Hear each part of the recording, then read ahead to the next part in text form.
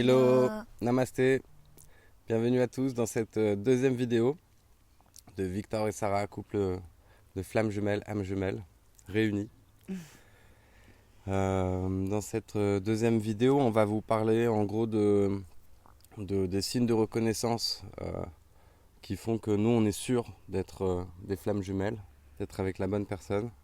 Est-ce que tu as vraiment rencontré ton âme jumelle? Voilà. Beaucoup peuvent se poser cette question. Et un des premiers points pour répondre à cette question, et un point essentiel en fait, c'est une évidence. Pour nous, ça a été une évidence. Dès qu'on s'est retrouvés, vraiment dès les premières minutes passées ensemble, on savait de manière évidente qu'on était en train de vivre la grande relation de notre vie. Que c'était presque irréel. Il y avait un fort côté spirituel, énergétique. Et à chaque instant, depuis ces retrouvailles, on sait, c'est une évidence qu'on est un couple divin en réunification, qu'on s'est retrouvés, mais que nos âmes se sont retrouvées depuis très longtemps et qu'elles ne sont vraiment pas prêtes à se lâcher de nouveau. Donc à aucun moment on a eu le doute de ne pas être avec l'âme jumelle, de ne pas être avec la flamme jumelle. Et on est dans cette évidence totale qu'on est ce couple divin. Oui. Euh, ouais, on a un sentiment de complétude. Vraiment, il y a comme si avant de retrouver ton âme jumelle, tu avais quelque chose qui te manque dans tes relations amoureuses, dans ton quotidien. Et là, quand tu es en face de cette personne, ça y est, vraiment ta vie commence. Ou une deuxième vie commence, on se le disait toujours ça. C'est vrai, c'est vrai. T'as vraiment... Voilà, ce sentiment de vide, on ne peut pas forcément en avoir pris conscience avant d'avoir retrouvé sa moitié. Mais quand on retrouve sa moitié, on comprend qu'en fait, on était à la recherche de cette moitié, que la, la plus grande des peines qu'on pouvait ressentir au final, c'était d'avoir été abandonné, d'avoir été éloigné de cette moitié. Et quand on se retrouve, il y a un sentiment de complétude, voilà, et de et de soulagement aussi. soulagement qui est hyper intense et nouveau et dont on ne peut plus se passer au final.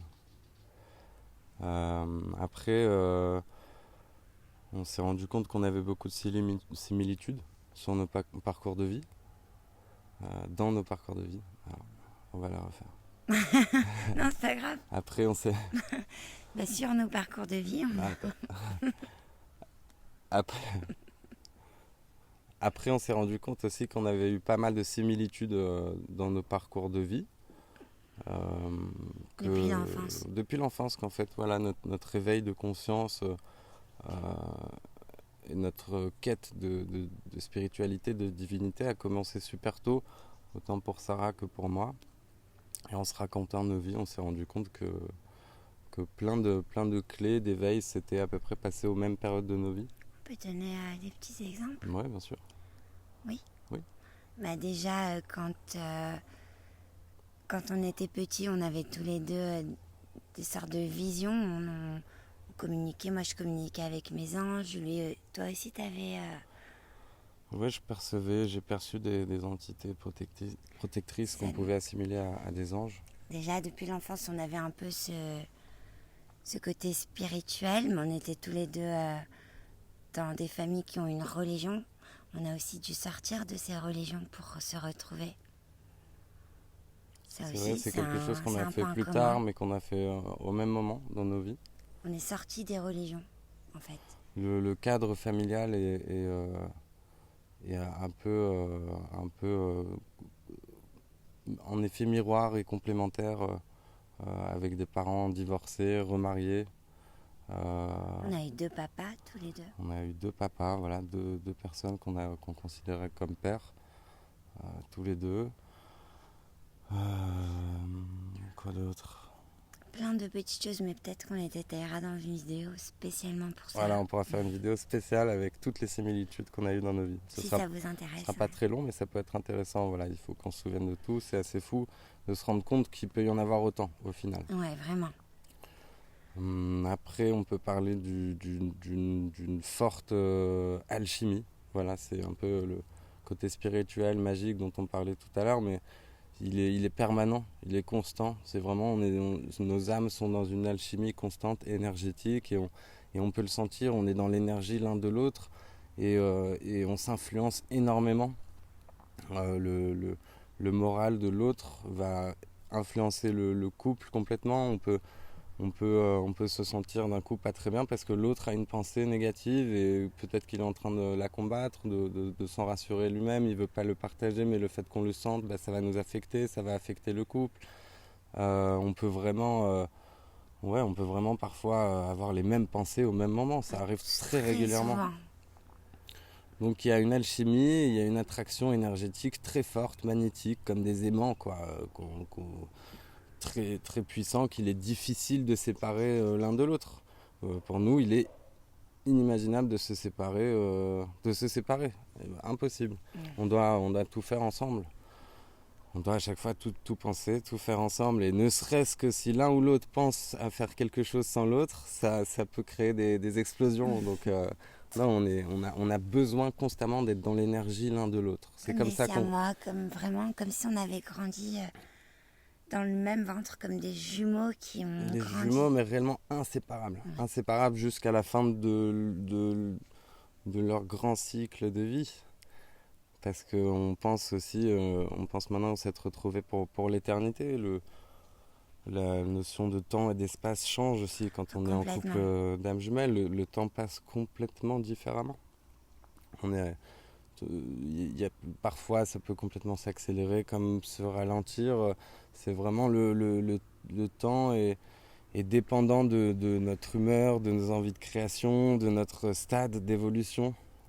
Et l'espace aussi, on devient ensemble des êtres multidimensionnels et on apprend à gérer cette multidimensionnalité à travers nos rêves, à travers des flashs qu'on peut avoir, des visions Ça aussi, c'est vrai et que des visions communes en général. On a chacun de nos côtés des signes très forts quand on les partage, on se rend compte bah, on avance en même temps au même stade de conscience. on reçoit souvent les mêmes messages en même temps, mais par des moyens différents. Il va être en bas, je dis en bas, mais un peu éloigné de moi, il va recevoir un message et moi, la nuit, je vais rêver et le matin, je vais lui dire j'ai rêvé ça, il va me dire c'est fou, moi aussi j'ai reçu ça. Et au final, on a souvent les mêmes messages. Voilà, on est très à l'affût des signes, mais ça, on le devenait, on l'est devenu, on l'a toujours été en fait, Ouais, chacun dans nos vies, on l'est devenu fortement avant de se retrouver, et depuis qu'on est ensemble, bah, on l'est fortement ensemble. Mais on est tous les genres de signes qu'on peut recevoir du cosmos et de la source, on les écoute, on les entend, on les interprète et ils nous permettent d'avancer ensemble. Et voilà, ça c'est aussi quelque chose de fort quand on est avec son âme jumelle. Sa flamme jumelle, c'est qu'on est sur un même chemin de vie, une même mission de vie. C'est comme un grand jeu en fait qui est en train de réellement prendre tout son sens, où on a le partenaire idéal pour nous accompagner jusqu'à la fin, jusqu'à la réussite de ce grand jeu. Et on apprend à le connaître en même temps qu'on apprend à se connaître. On est hyper complémentaires, on ne peut pas avancer l'un sans l'autre. Euh, et donc voilà, sur un chemin spirituel. sur un chemin spirituel, il y a énormément de leçons dans notre chemin spirituel. C'est-à-dire qu'il n'y a pas... On laisse pas la chance à l'ego dans ce couple. Il n'y a aucune chance pour ton ego. Il n'y a aucune chance pour qu'une peur s'échappe. Il faut tout guérir.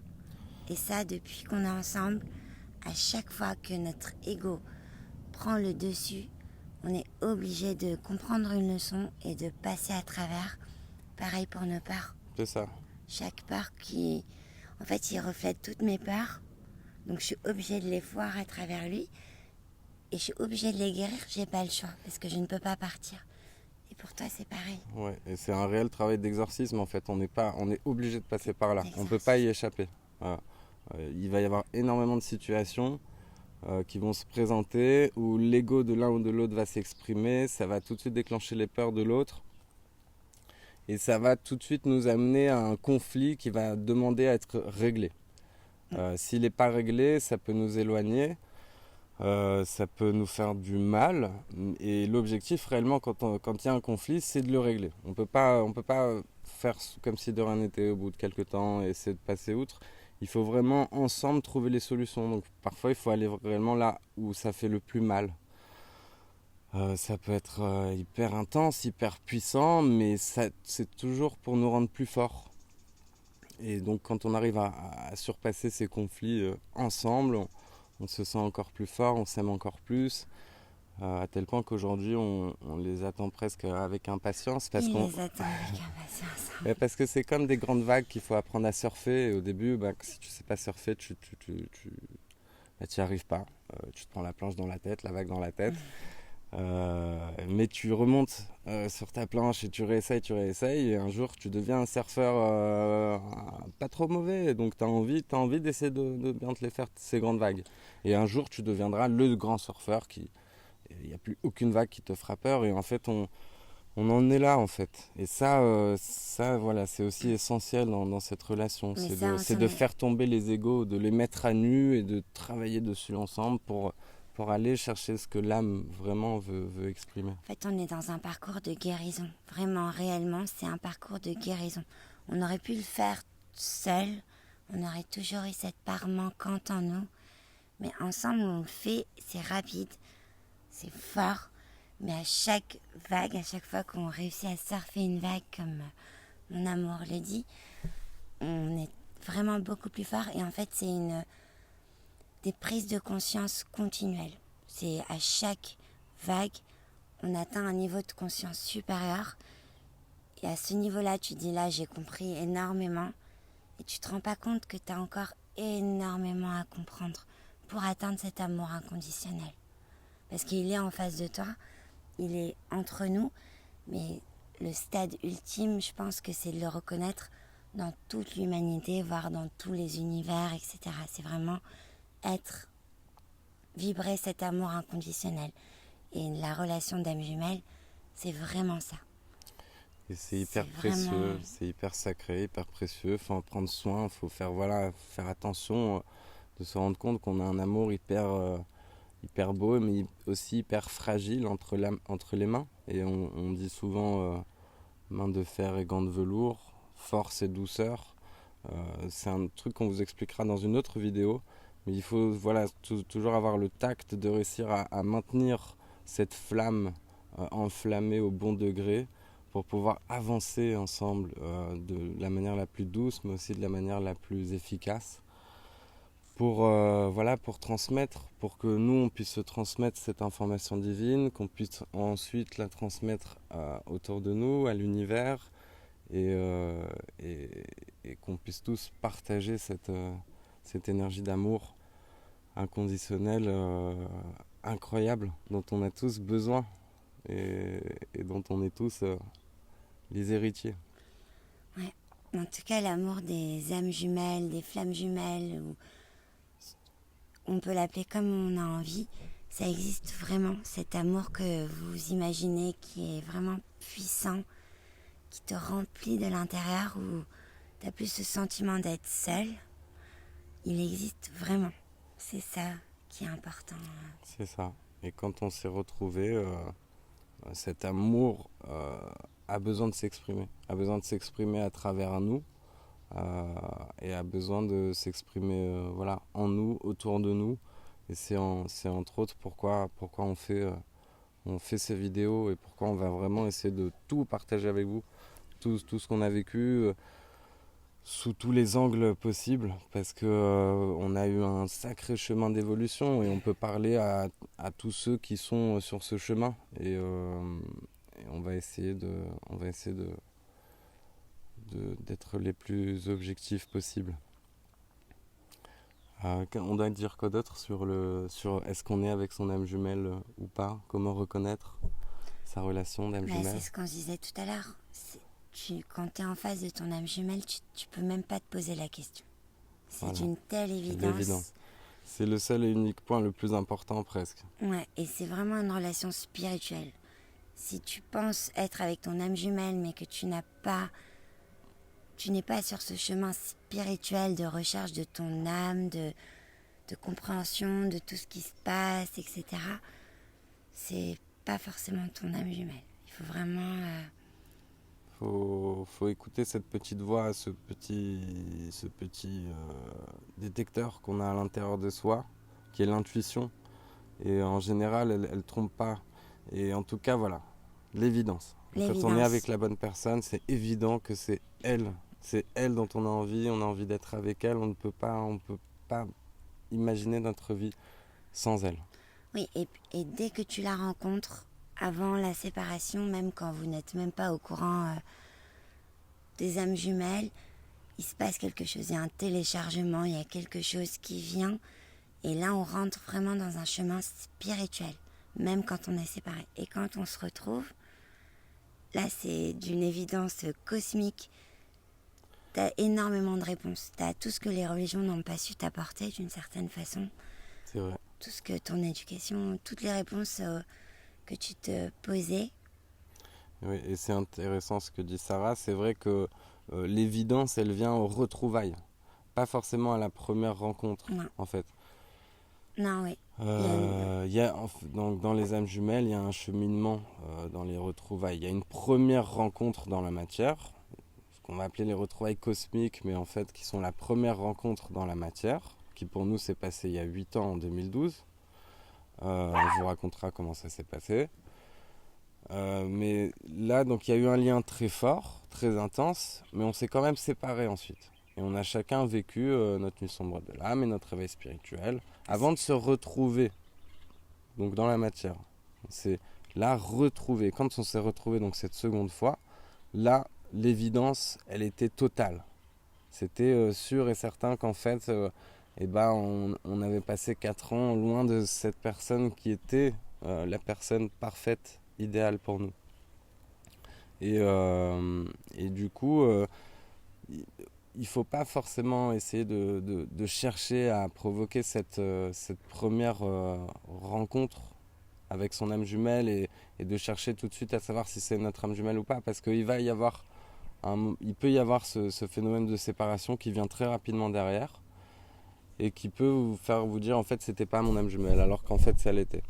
Donc nous, notre conseil principal vis-à-vis de ça, c'est lâcher prise. Dites-vous que l'âme jumelle, si vous la cherchez, dites-vous qu'elle est là quelque part, elle vous attend, mais qu'il faut que vous fassiez un maximum d'expériences tout simplement pour vous en rapprocher. Ça peut faire le sujet d'une autre vidéo. Oui, complètement. Et je pense qu'on vous expliquera le travail qu'on a fait sur nous-mêmes, chacun de son côté, pour se retrouver. Ouais. On a fait un travail de purification et d'élévation de conscience chacun. Juste avant nos retrouvailles, on est persuadé que ça a beaucoup joué, effectivement. Bon, voilà. Deuxième vidéo, on espère qu'on a apporté des éléments intéressants. Pareil, n'hésitez pas à liker, à nous suivre et on va essayer de faire de plus en plus de vidéos à un rythme assez régulier. Voilà, c'est vrai qu'on a 2 enfants aussi, donc c'est pas toujours évident. Et on fera aussi une vidéo sur les enfants des âmes jumelles, parce qu'on n'en a pas vu beaucoup. Oui, c'est vrai, et on sait que ça peut vraiment vous intéresser. Donc on reste en contact, prenez soin de vous, on vous envoie plein de love. On vous aime. On vous aime.